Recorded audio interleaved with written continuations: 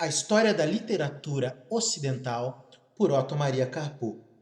Hoje leremos a parte da obra dedicada ao pensamento e à literatura de Nonos, que se encontram descritas das páginas 129 a 131. A obra que estou lendo refere-se à edição do Senado Federal. História da Literatura Ocidental, volume 1, parte 1, a herança, capítulo 2, o mundo romano.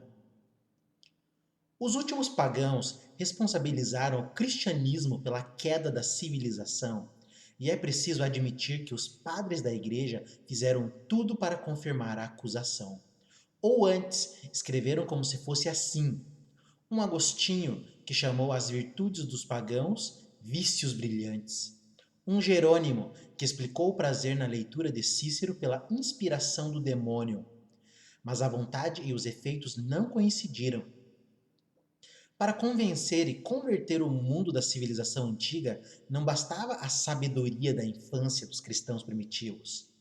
Chegou-se a um compromisso, pondo-se a filosofia e as letras a serviço do Deus cristão e da sua teologia. Começa a pré-história do humanismo europeu no Oriente cristão. Os fundamentos do compromisso foram lançados no Oriente grego.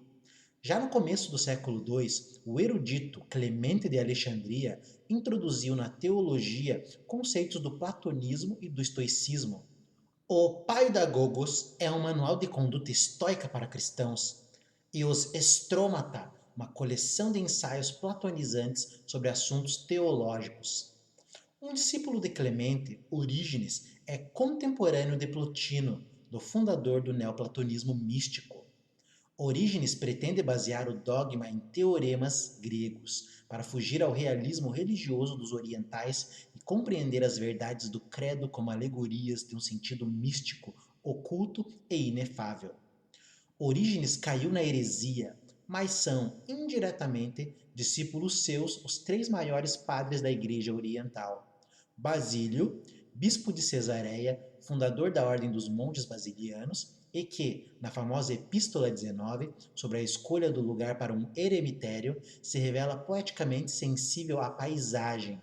Seu irmão Gregório, bispo de Nissa, filósofo neoplatônico de Batina, e Gregório Nazianzeno, que chegou a patriarca de Bizâncio, herói do púlpito, grande poeta de hinos eclesiásticos e leitor devoto de Platão.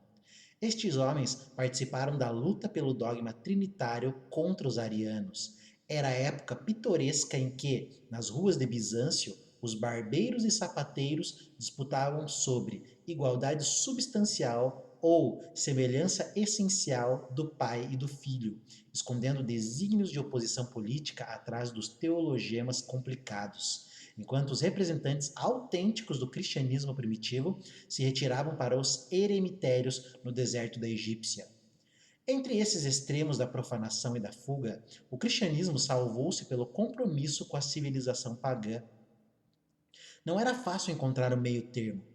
Até para nós, hoje, não é muito clara a atitude de um Nonos, bispo de Panópolis, na Egípcia, e autor de uma paráfrase metrificada do quarto evangelho, e, ao mesmo tempo, de uma enorme epopeia em 40 livros, dionisíaca, cheia de embriaguez pagã até a perturbação de todos os sentidos.